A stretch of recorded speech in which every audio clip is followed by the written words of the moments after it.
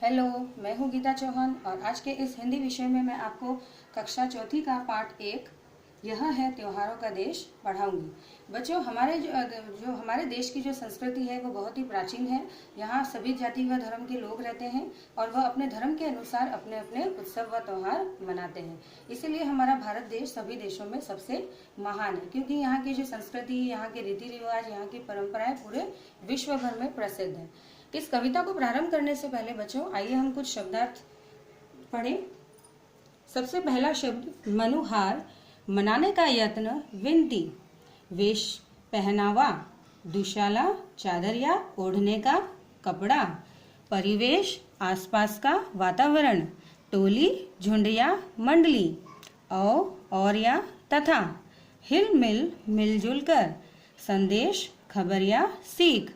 पूजोत्सव, पूजा का उत्सव। कलेश, दुख या पीड़ा। ईद, मुसलमानों का एक त्योहार जो वर्ष में 2 बार मनाया जाता है। तो ये थे बच्चों शब्दों के अर्थ। अब आइए हम बच्चों कविता की पंक्तियां स्टार्ट करें। यह है त्योहारों का देश, अपना मनुहारों का देश। यानी कि हमारे भारत देश में अलग अलग प्रकार के त्योहार मनाए जाते हैं। हरे लाल पीले रंग वाला, दीपों और फुलझड़ियों वाला। हमारे यहाँ पे बच्चों रंगों का बहुत महत्व है। अलग अलग प्रकार के रंगों का त्योहारों में जो है प्रयोग किया जाता है। दीपों और फुलझड़ियों वाला, यहाँ पर दीपावली का जो है उत्सव मनाया जाता है, त्योहार जिसमें दीपक और फुलझड़ियाँ जलाई जाती है। कैसा प्यारा वेश, यहाँ पे लोग अलग अलग रंगों के नए नए कपड़े पहनते हैं। यहाँ का जो पहनावा है वो भी कितना प्यारा और कितना सुंदर प्रतीत होता है। ऐसा है हमारा त्योहारों का देश। कविता की दूसरी पंक्ति में बच्चों हमारे जो है भारत की जो कृषि है यानी कि जो खेती है उसका व्याख्यान किया गया है। इस हमारी जो भारत की खेती है बच्चों, हमारा जो भारत देश है वह कृषि प्रधान देश है और यहाँ पे सबसे ज्यादा लोग वह कृषक हैं जो खेती पर निर्भर है। तो आइए कवि ने क्या वर्णन किया है दूसरी पंक्तियों में। सरसों के फूलों की माला, केले के पत्तों की दुशाला। हमारे यहाँ जब सरसों की खेती जो है यानी जो सरसों की फसलें हैं जब वह पकती हैं तो उनके ऊपर जो पीले रंगों के फूल हैं वह ऐसे प्रतीत होते हैं जैसे कि हमारे देश ने एक पीले रंग की फूलों की माला पहनी हुई है।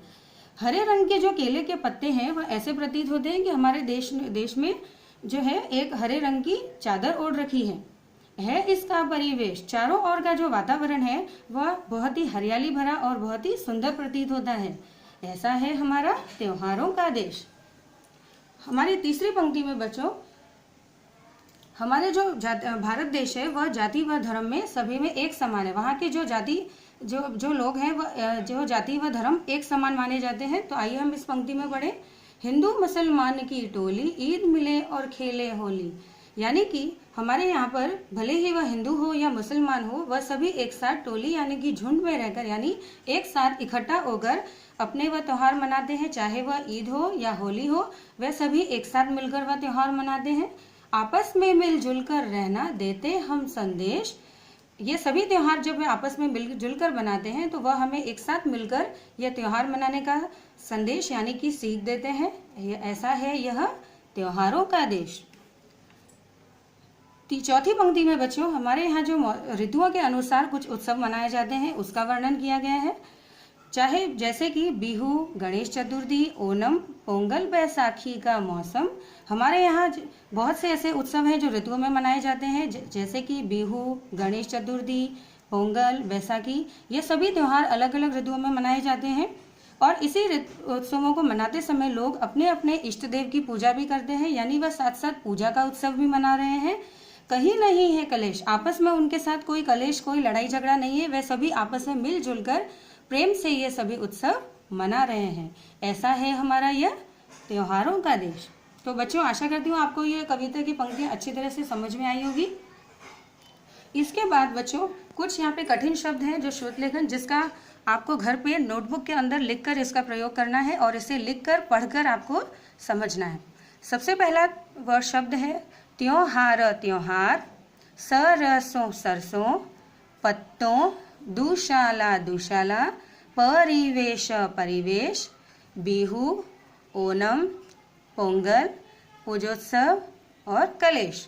तो ये थे बच्चों श्रुतलेखन शब्द जिसको आपको अपनी नोटबुक में लिखना है और इसे बोलकर इसका प्रयास करना है। इसके बाद बच्चों कुछ प्रश्नों के उत्तर भी हैं जो मैं आपको पढ़ा रही हूँ और उसका उच्चारण भी करवा रही हूँ। इसे आप देखकर अपनी नोटबुक में भी लिखेंगे बच्चों। सबसे पहला प्रश्न, भारत को त्योहारों का देश क्यों कहा गया है? उत्तर, भारत में विभिन्न प्रकार के त्योहार मनाए जाने के कारण इसे त्योहारों का देश कहा गया है।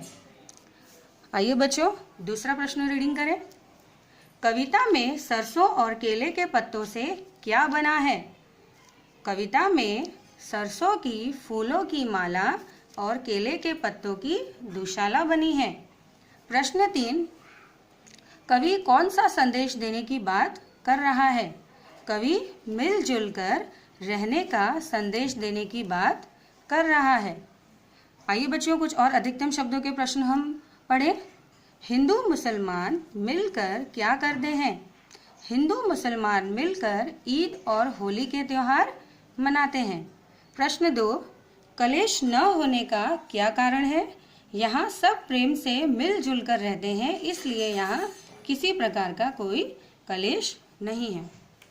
तो बच्चों, ये हमारा जो है पाठ यही समाप्त हुआ। आशा करती हूँ आपको आज की ये कविता अच्छी तरह से समझ में आई होगी।